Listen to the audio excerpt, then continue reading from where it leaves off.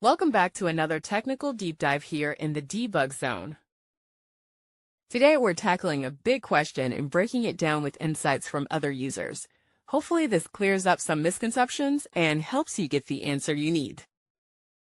So buckle up, stay a little curious, and let's jump right in.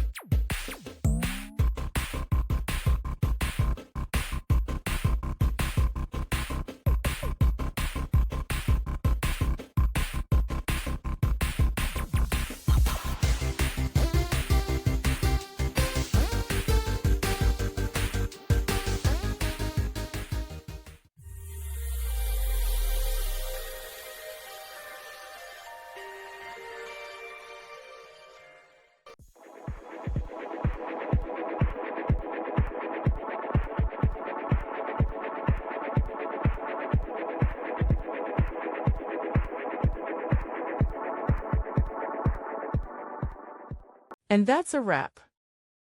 I hope you found the answer you were looking for. If you did, take a second to hit that subscribe button. It really helps out. And let me know in the comments which solution worked best for you.